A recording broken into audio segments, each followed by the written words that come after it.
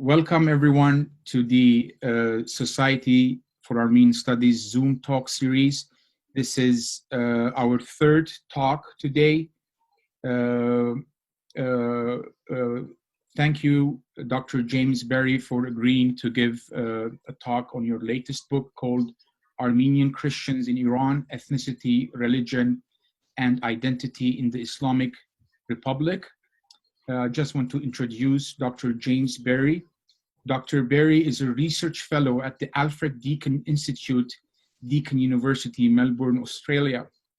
Berry is by profession anthropologist, specializing in ethnic and religious identity in Iran.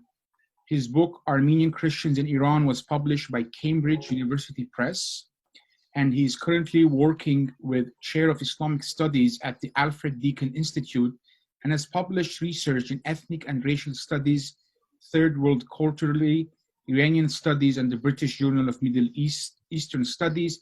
And I would like to emphasize here also that he got the honorable mention in the last book award of the Society for Armenian Studies. And without further ado, Dr. Berry, the floor is yours. Thank you. Thank you very much. I'd like to thank the Society of Armenian Studies for this opportunity, and particularly to you, Bedross Matossian, for inviting me to speak today. As is traditional for Australians, I'd like to acknowledge the traditional owners of the land on which I'm speaking, which is the Wurundjeri people of the Kulin Nation, and also those other First Nation peoples for the guests today on the land on which they're meeting. Thank you for the opportunity.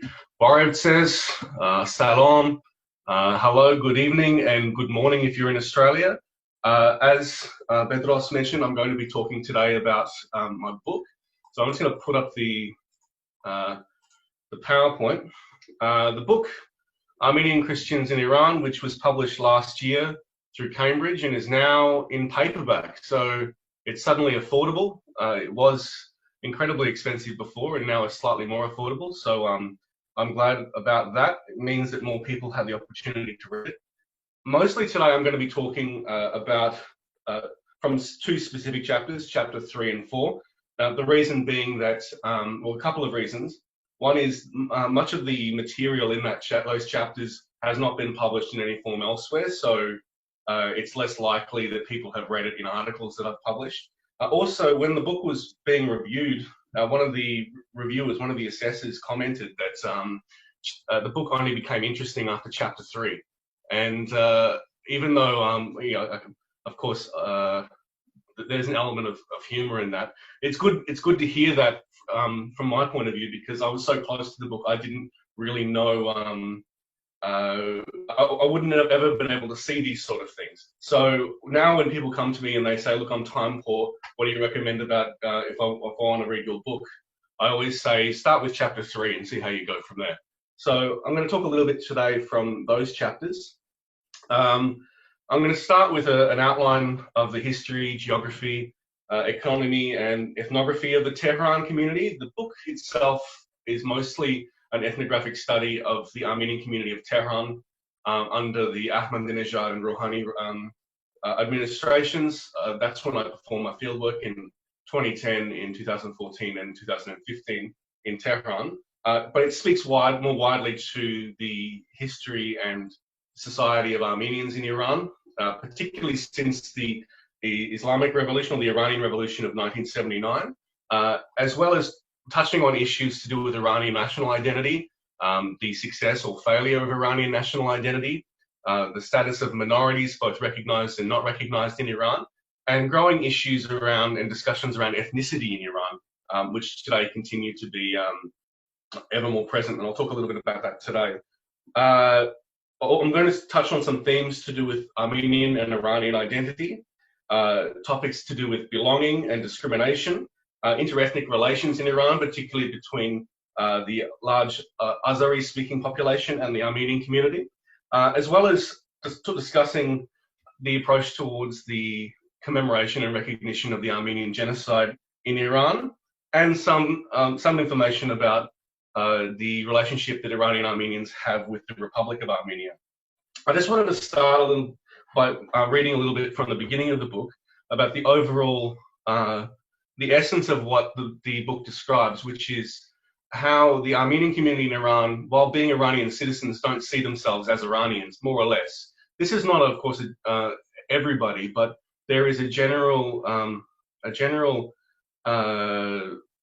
tendency amongst Iranian Armenians to identify themselves as solely Iranian citizens, but they're Armenians, not Iranians. To be Iranian is to be Muslim, and to be as they're not Muslim, they're not Iranians.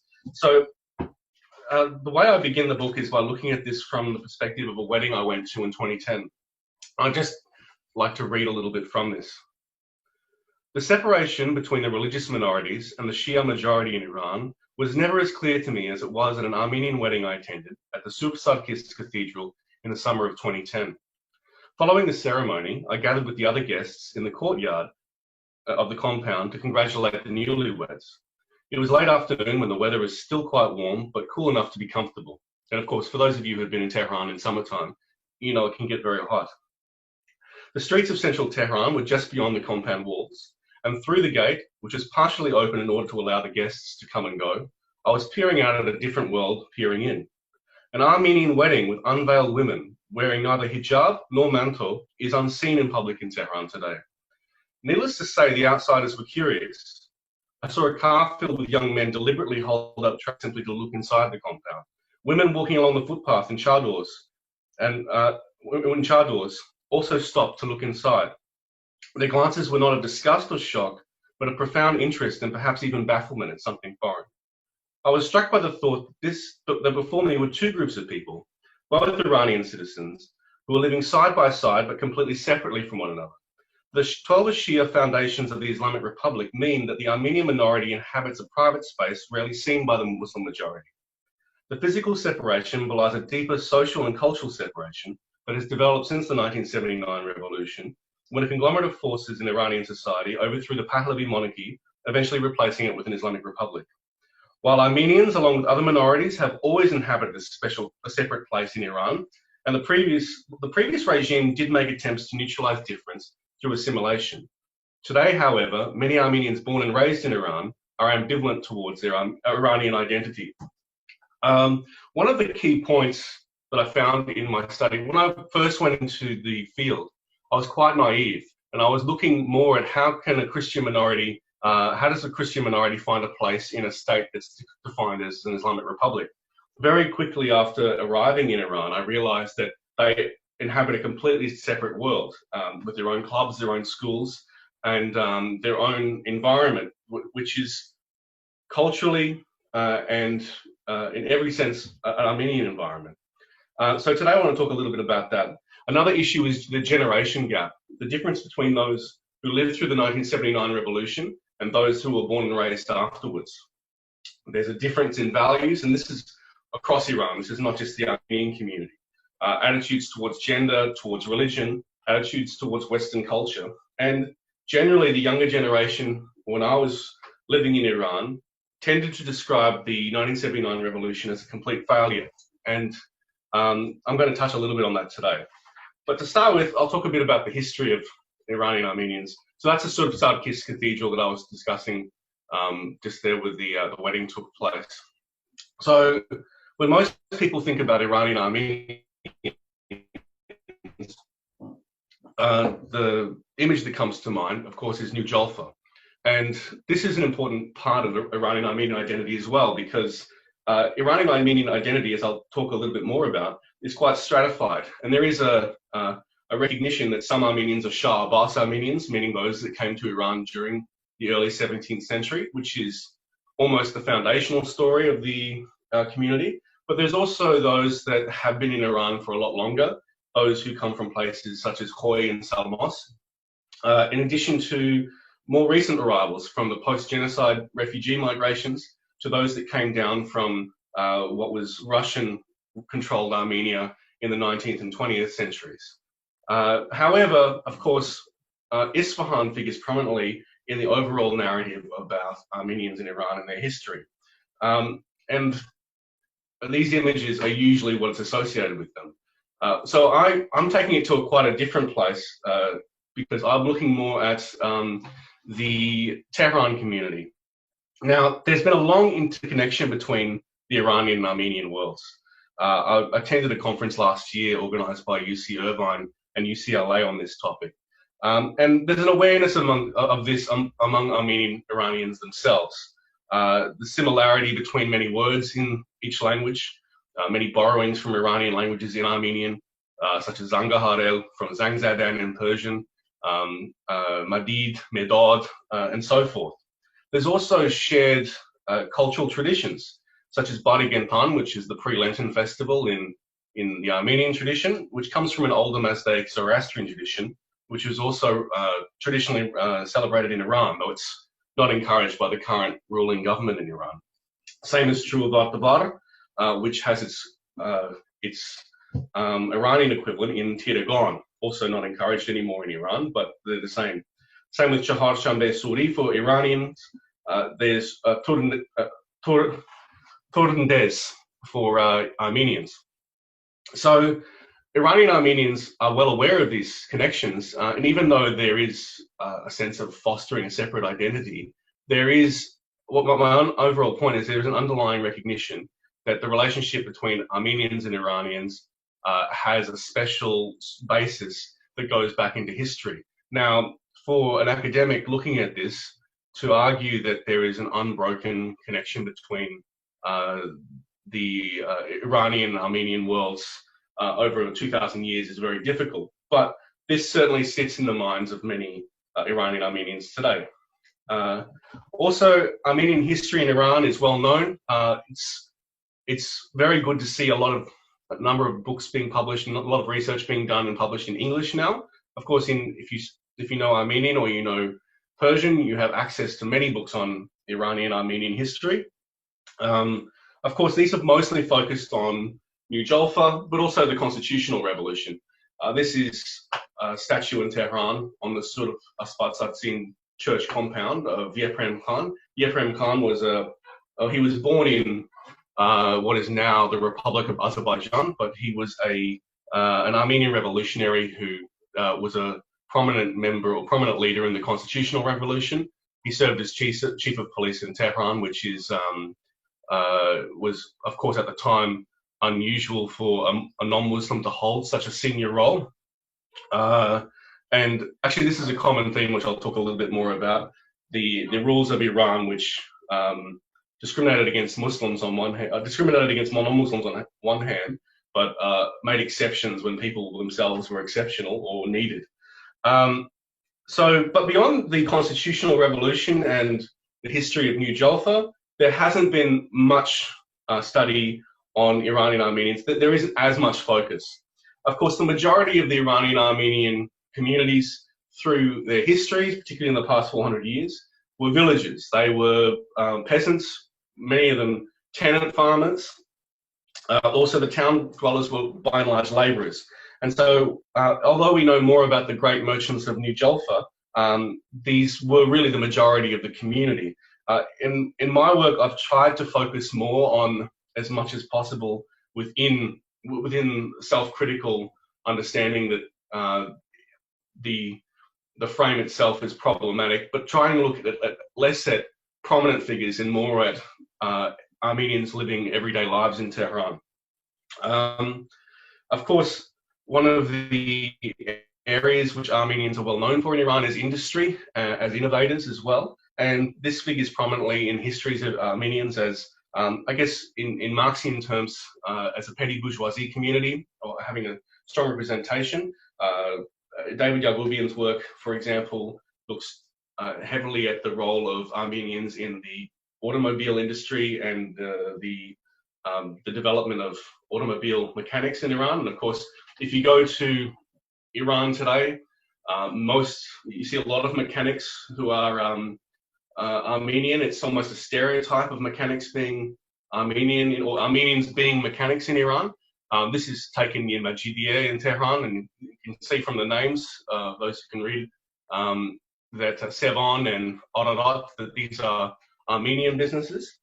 But also in other areas which were industries that were forbidden to Muslims for religious reasons, such as jewelry, like working as a goldsmith, shoemaking, alcohol production.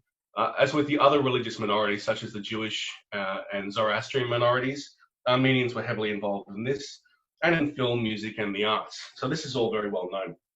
Culturally, Armenian Iranians have spoken many dialects and continue to speak many dialects. As a standard form, they use a standard form of Eastern Armenian, which is conservative in some contexts, as many of you would know. Tehran Armenian itself is quite a peculiar dialect of Armenian. Sorry.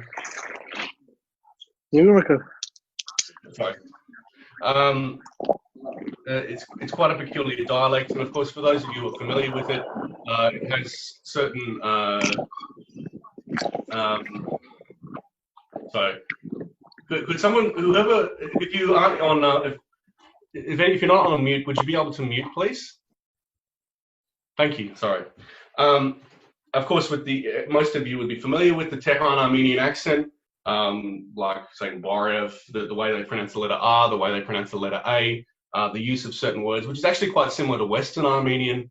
The use of the word jasharan for restaurant, for example, which is, anyone who's been to Armenia would know they use the Russian word, restaurant, and jasharan really means like a workman's cafeteria. In addition to a number of peculiar habits in Tehran Armenian, which such as the use of tarof. For those of you who don't know tarof, it's a very Iranian form of courtesy, where it's hard to describe in a simple manner, but it involves a number of idioms and behaviours which are supposed to convey hierarchy and politeness, but also are baffling to outsiders. Even myself, I've been working in this space for more than 10 years, and tarof still it never ceases to shock me how little I actually know about it.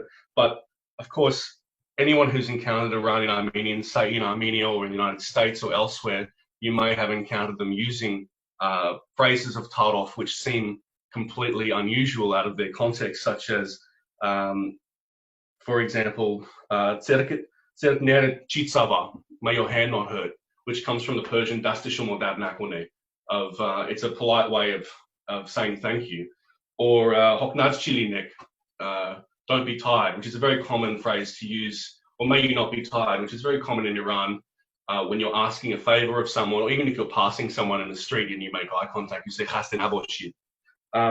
So, in other words, Tehran Armenian, which is the unifying dialect of the entire country, is in itself, it's a very much, I'm not a linguist, of course, it has a very much a strong Iranian cultural component to it, which emphasizes the fact that despite the explicit definitions of identity of Armenians feeling very separate from the rest of the Iranian population, Iranian Armenians are culturally very much enmeshed in Iranian society.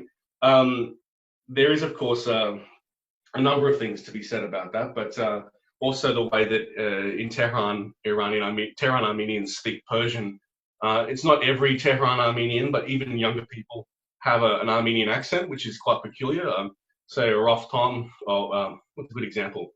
Miram Arat Baraya Varzesh instead of Miram Arat Baraya Varzesh. That pronunciations of the letter R and A is quite noticeably Armenian. And I myself have this problem where, just because of the sheer amount of time I've spent with Armenians in Tehran, I sometimes have taken on that accent just from hearing it, not intentionally, of course. I remember I got into a taxi once and spoke to the driver, and the driver said to me, "Akaliate Armani hastin."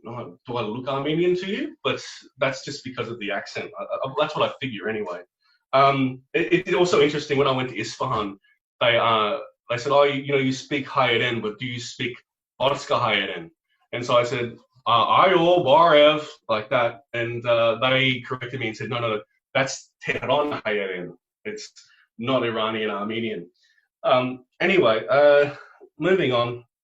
So a bit about the history of Armenians in Tehran. Tehran itself, of course, was mostly a village until the Qajars made it a capital city in the 18th century.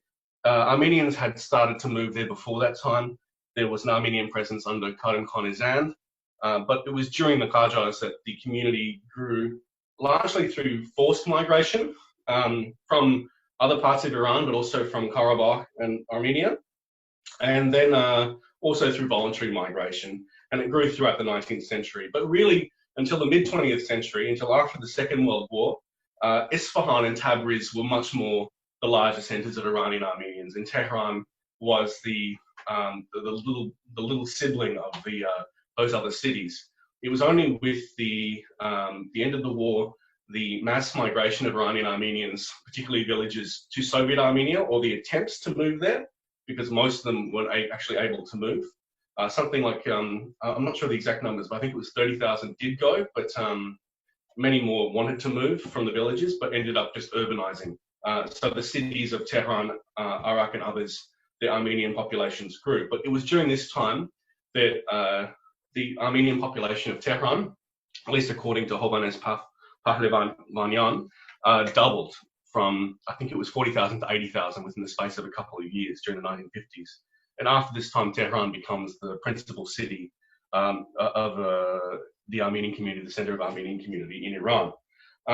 Now, I want to talk a little bit about how things have developed since the Iranian Revolution. Now, of course, most of the attention, most of the history and the study of Iranian Armenians has focused on the Safavid period or the constitutional revolution.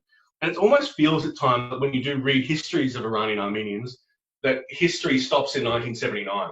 It's almost like it's the death of the community, partially because the vast majority of Armenians have left Iran since this time, and the community is a shadow of what it once was. Depending on who you speak to, the most conservative estimates are that there were about 150,000 Armenians in Iran at the time of the revolution. Now, even though the community officially says it's 60 to 80,000, the numbers are probably, well, most members in Tehran say 20,000, probably less now. How you actually can determine that is very difficult. I tried to use correlations with the ways of estimating the population of Armenians in other countries, such as Lebanon, through the confessional system of voting. Of course, Armenians are able to vote for their own candidate. But however, this is problematic, and it's hard. You can see a major decline in voting numbers, but whether this is reflective of the actual decline in the community or not is hard to tell. It's also hard to tell because so many people come and go as well. There are people who left Iran and then have come back.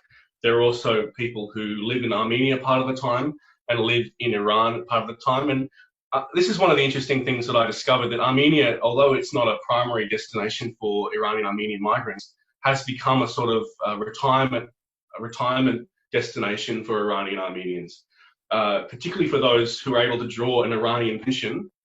They're able to live quite comfortably because the standard of living is much higher in Iran than it is in Armenia. So their earnings are above what a pension would be in Armenia. So it's, I guess in the American terms, it's the Miami for Iranian Armenians, or for Australians, that would be the Gold Coast.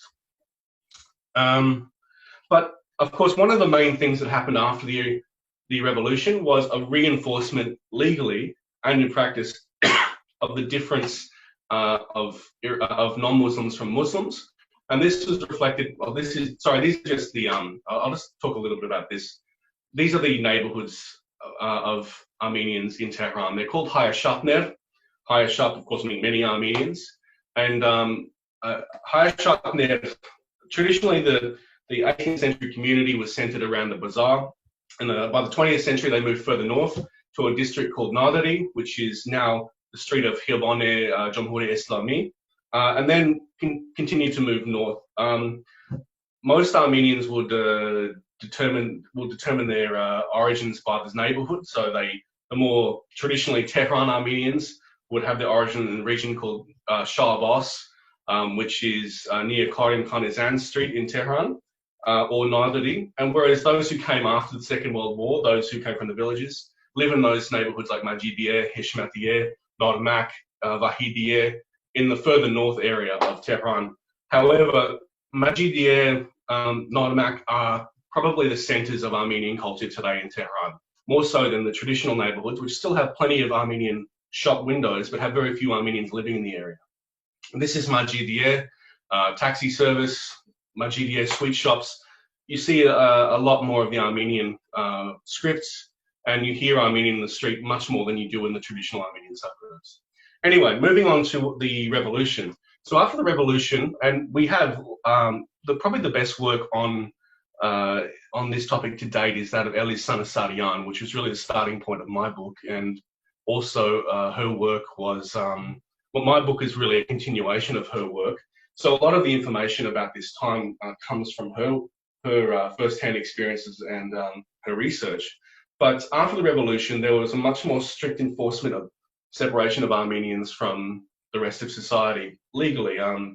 This is partially a contract that Khomeini and his faction made with the minorities, that they were free to pursue their own religious beliefs and own cultural traditions, but they had to do it outside of the view of the rest of the population.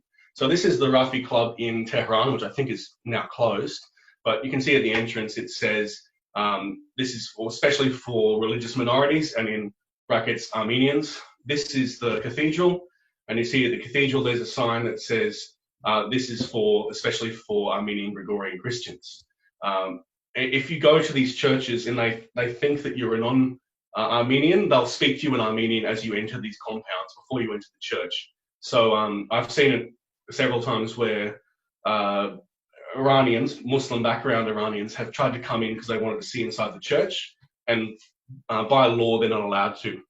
In 2010, the Armenian community was much less strict about this, but between that field trip and 2014, they'd become very strict. So they wouldn't allow anyone in, even just to see inside the churches. They used to allow, you find these very religious Muslims, mostly women, who would come into the churches, light a candle because they, as a mode of respect for Jesus, who they see as a prophet.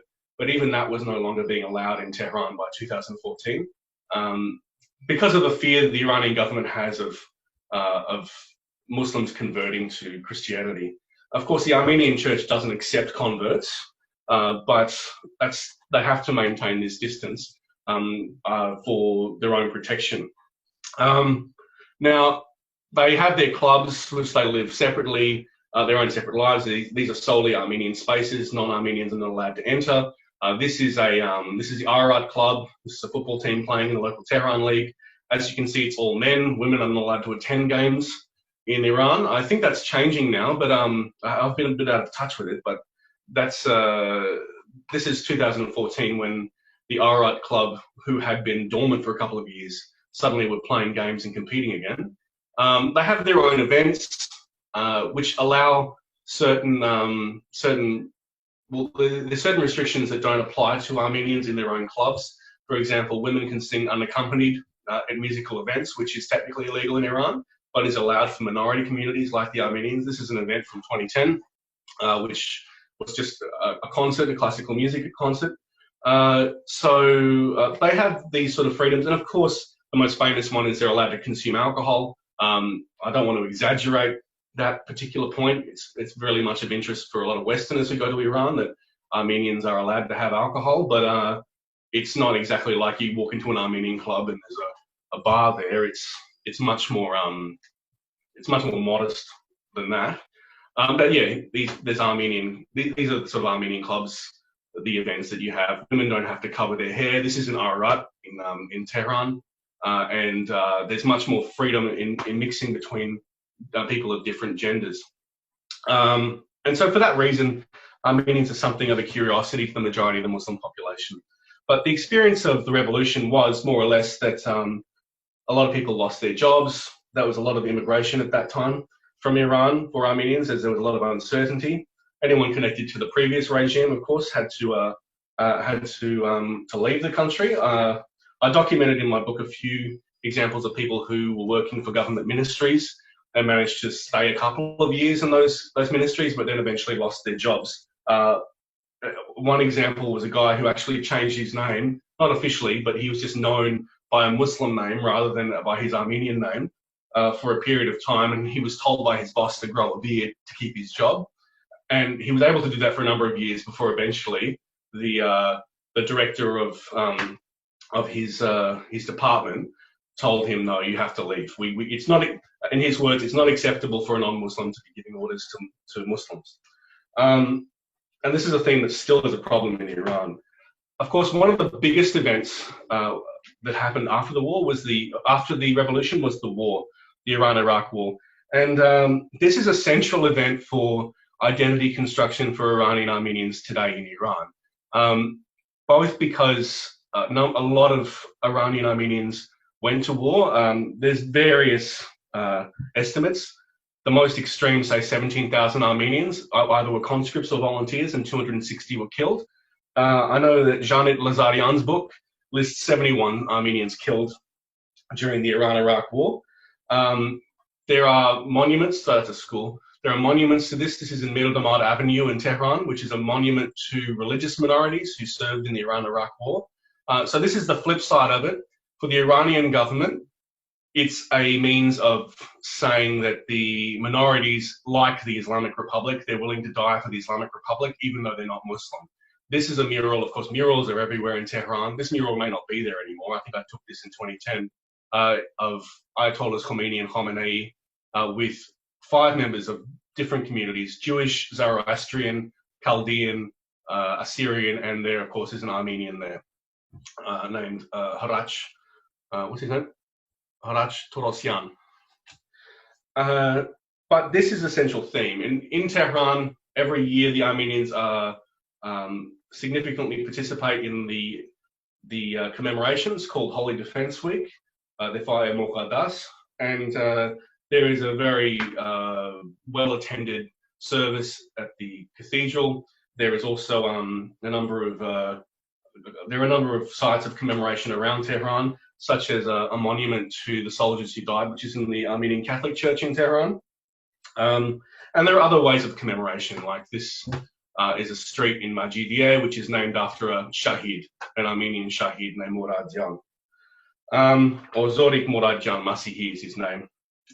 Of course, after the war, the immigration continued. Many people who during the war didn't want their sons to fight or wanted to avoid the conscription, they sent their children abroad during this time. And about half, the community probably halved during that time up until the reconstruction period under Rafsanjani. The reconstruction period, of course, coincided with the independence of Armenia, so that changed the relationship that Armenians had with their traditional homeland and their conception of the homeland, considering Soviet Armenia had pretty much been off limits until that time. But also the Karabakh War, tensions with the Azeri community at that time as well. Under Ahmadinejad, under Mohammad Khatami, migration slowed somewhat, as there seemed to be some hope that Iran was going to turn around a little bit and become a little bit more of an accepting society, also among the nations of the world more integrated. But this quickly ended when Ahmadinejad was elected. The rhetoric sounded a lot like it was in 1979, and many Armenians started to leave again. And that's the context in which I arrived in 2010. In 2013, Rouhani was elected.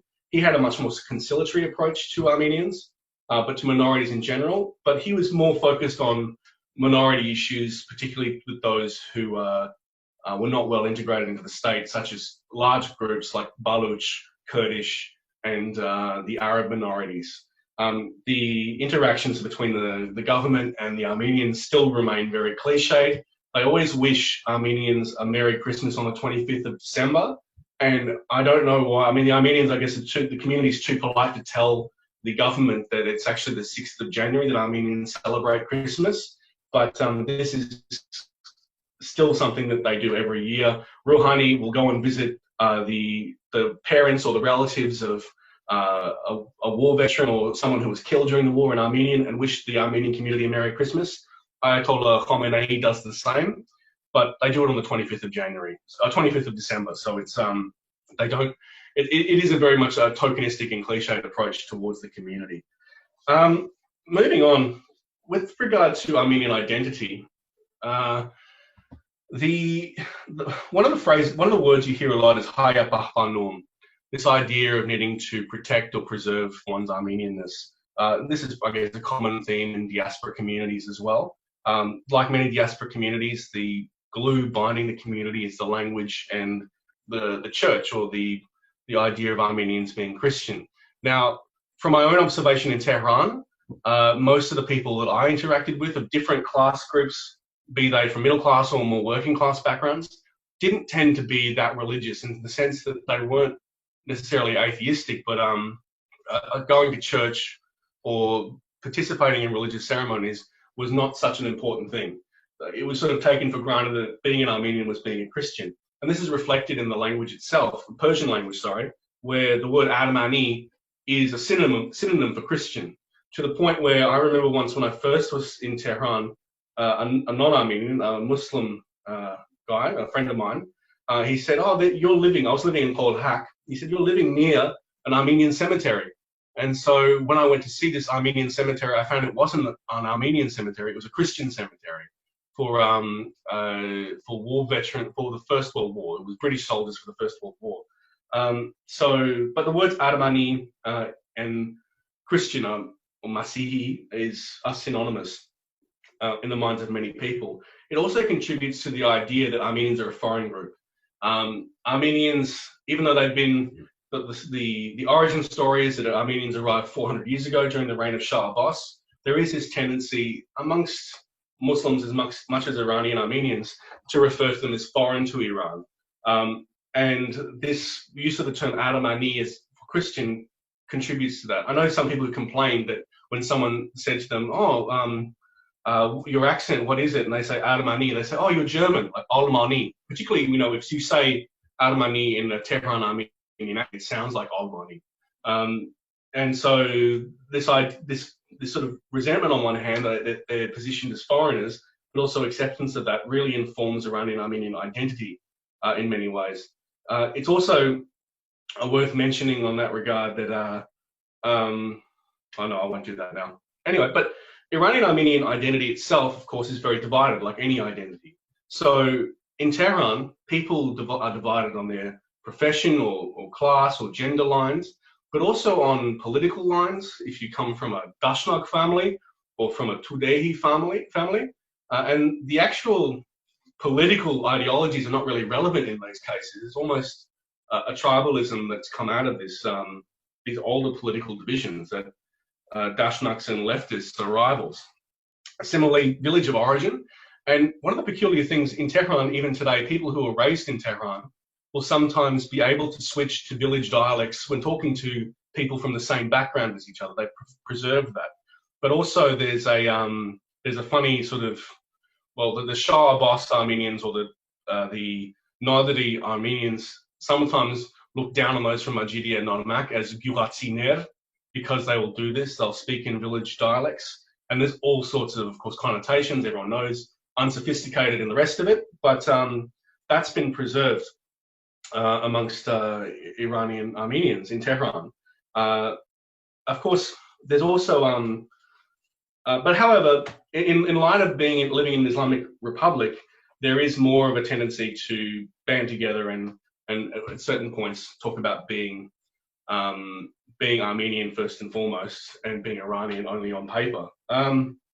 Now, to give an example, this is sort of picked up on by Muslims as well. And to give you an example, one of my interlocutors when I was in Tehran described when he was a student in an Armenian high school in Tehran, that his teacher, who was an Iranian Muslim, once pointed to the photographs of Ayatollah Khomeini and Khamenei which were on the blackboard. So if anyone who's been to a school or any public building in Iran, you see these pictures everywhere.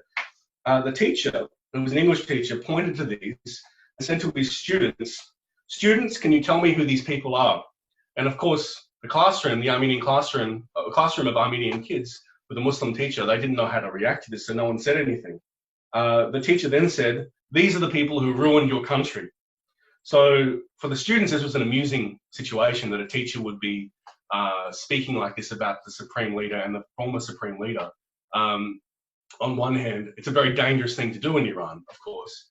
But on the other hand, this teacher seemed to think it was safe because he was talking to Armenians who wouldn't care either way about that they're not going to be supporters of the regime in a direct sense, like you would get in another situation. If you talk to any other Iranian in the street, they may be a supporter of the regime, however passively or not. So, but it also I use that anecdote because it gives an idea about how some amongst the majority of the population view Armenians as almost a safe community, free from the ideology of the Islamic Republic. Now, I think I'm running out of time, so I'm going to just move on a little bit and talk about the genocide.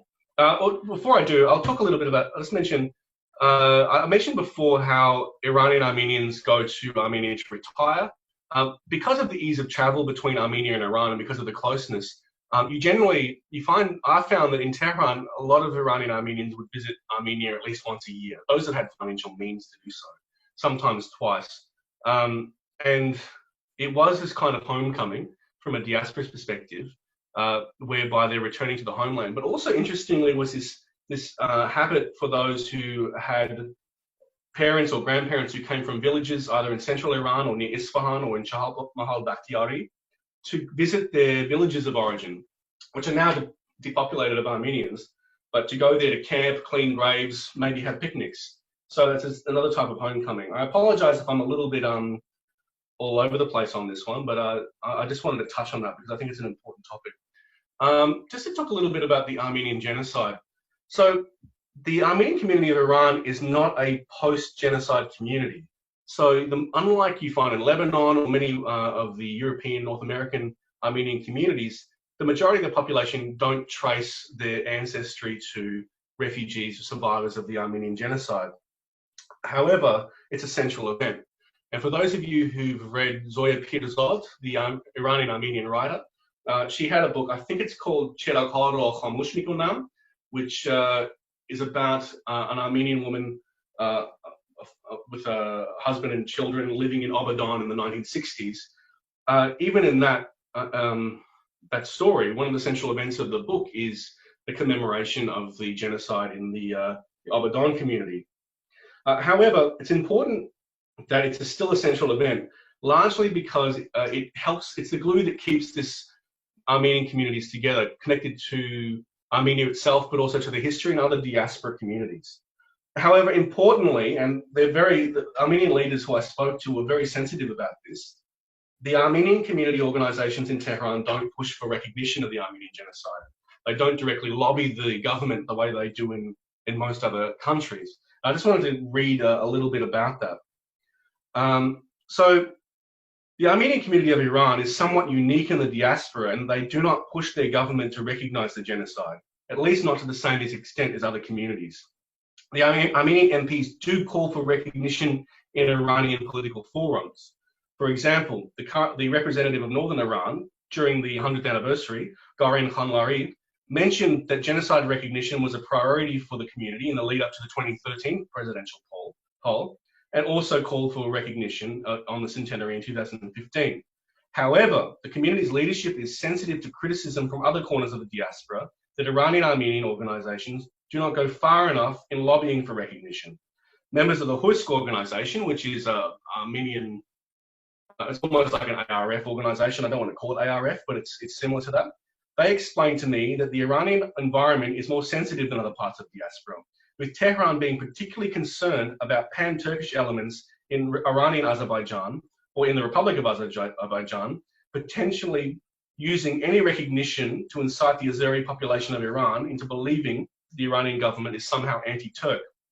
Furthermore, they emphasize that it does not concern them too much, since Armenians are treated far better in Iran than in other Muslim countries, and the Muslim majority has a great respect for them that goes beyond issues like genocide recognition. Essentially, the Armenian genocide issue is closely tied to Iran's relationship with Turkey. After the revolution, Khomeini, who despised Turkey and Ataturk, he encouraged, or he created an environment which encouraged more radical anti-Turkish sentiment amongst Iranian society and also amongst Armenians, which meant that genocide commemorations and protests were much more free. They were less restricted. However, when times, particularly since Erdogan's election, at times when Iran was trying to build good relations with Turkey, these were much more restricted. For example, in 2009 and 2010, the protests were not allowed, and this was during a time when Ahmadinejad was really trying to build a good relationship with Erdogan. However, interestingly, the Karabakh issue is closely tied to the issue of southern Azerbaijan. So the Iranian government does feel some sympathy for Armenians, or does see some alliance with Armenians on this issue, partially because the Republic of Turkey not only threatens Armenian sovereignty, it also threatens directly Iranian sovereignty. Now, the official line of the Republic of Azerbaijan is not making claims on Iranian territory anymore, but that type of Azeri nationalism is still very much encouraged in the society and believed in the society, which is a problem for many in the Iranian government. Finally, I just want to talk about discrimination. I just want to finish on this point. So there are a number of areas where Iranian Armenians complain that they still did not feel like they belonged in Iranian society, despite all of the concessions that the Iranian government might make for their own freedoms. For example, in 2009, there was an air disaster where a plane from Tehran to Yerevan crashed near Qazvin. This led to the death of many members of the Tehran community. And it was a great devastation for the people there. I'll just read a little bit about the reactions to it. The flight was en route from Tehran to Yerevan, and many members of the community were killed when it went down near Qazvin. One interlocutor mentioned that the community, which was in mourning after the event, was upset the supreme leader did not offer any acknowledgement or express any sympathy for the victims and their families. This interlocutor explicitly stated, "They will close the schools here for the slightest thing, but they won't do it if it's for Christians." This indifference to the tragedy even led to a public protest on the 22nd of July 2009 by members of the Armenian community, including journalists from the Alik newspaper. This is highly significant as the protest occurred only weeks after the post-presidential election violence that had plagued Tehran in July of 2009. That the Armenians were willing to take this risk shows the extent of their outrage. It also highlights how the Armenians insist upon being regarded as the same as other Iranians, as in there is that issue of still pushing for equality. Now, Iranian Armenians are technically banned from, or non-Muslims are technically prohibited from taking government jobs in Iran, as I mentioned before. However, in practice, this doesn't occur. If someone is deemed to be reliable and has the connections, they will get the job. Now, of course, as with many countries in Iran, nepotism plays a big role in getting government jobs in Iran. However, my overall point is that Iranian Armenians do work in these jobs, even if it's not supposed to be the case.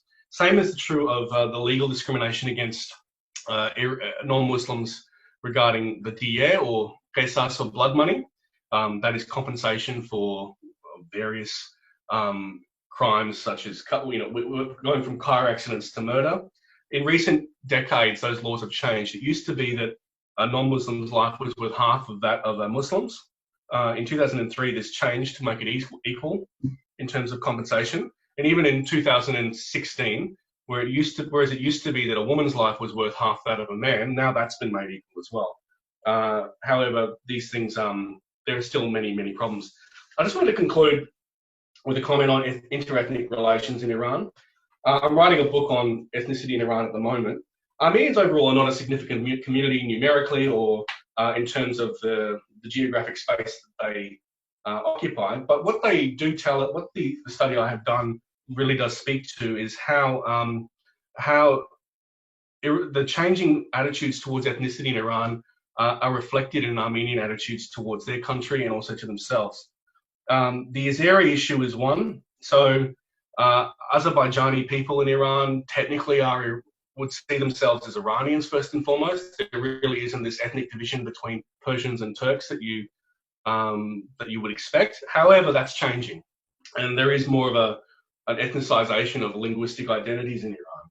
And this is encouraged by many members of the regime. I don't know if anyone saw last year that there was a case where in Urumiyeh, the mayor insisted on doing proceedings in Azeri Turkish, and a Kurdish member of the council objected and was then told to leave. The Kurdish member of the council said, "I don't speak Turkish, and Persian is the national language," and he was shouted out by the Turkish-speaking members of the council. Now, this is a problem, of course, because you're seeing a growing ethnicization, ethnic tension in Iran. And this is going to have effects on the Armenian community, of course. With regard to religion, even though there's been many cases where they've tried to lessen discrimination, it still occurs. Stepanta Niknam, a Zoroastrian politician who ran for council in Yazd in 2017, was suddenly disqualified by decree by Ayatollah Ahmad Janati, who said that non-Muslims can't be governors of Muslims. Now, this was later reversed, but it shows that those laws that discriminate are still there. And as for the future of Armenians in Iran, last time I was there was 2015, so I can't comment on today. Generally, the attitude is bleak, that the youth are leaving and there won't be much future for Iranian Armenians. But anyone who's traveled around Armenian diaspora communities in France or in the United States or elsewhere, even in Armenia, you find that Iranian Armenian component is very strong and strongly represented. And I sincerely believe that whether it's in Iran or elsewhere, that culture and those traditions will endure. Anyway, I've spoken too much, but thank you for your attention, and I'm happy to answer any questions. Thank you. Thank you very much, James, for this fascinating lecture. If you have questions, please write on the chat section, write your name, and we'll go there according to the list.